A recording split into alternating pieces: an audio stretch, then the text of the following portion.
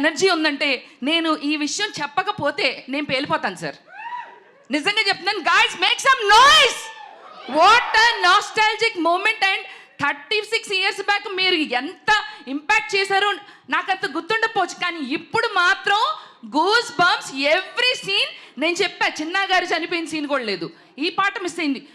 ఇప్పుడు మీరు చెప్తుంటే నాకు క్లారిటీ వచ్చింది. ఓ మమ్మల్ని కొంచెం అంటే ఇప్పుడు వాళ్ళకి కూడా కొంచెం ఎంటర్టైనింగ్ ఉండాలని కొన్ని సీన్లు మీరు కట్ చేశారు, బట్ అవి కూడా మాకు గుర్తున్నాయి సార్. నిజంగా చెప్తున్నా, 36 years బ్యాక్ నానాజీ 2 లారీల జనాల్ని తీసుకొచ్చి శివ ఆడి మనుషులు వేసే.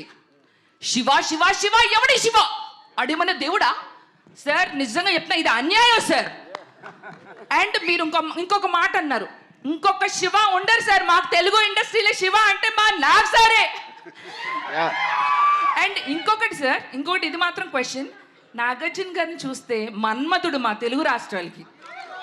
ఇంత హ్యాండ్సమ్, ఇంత అంటే ఇంత ఇలా ఉండే మా నాగ్ సార్ని ఇన్ని ఫైట్లు ఆయన శివాలో పెట్టాలని మీకు ఎలా వచ్చింది సార్? అంటే ఆయన చూస్తే ఇంత రొమాంటిక్ హీరోగా ఉంటారు కదా, నిజమే కాదండి? అవునా కాదా?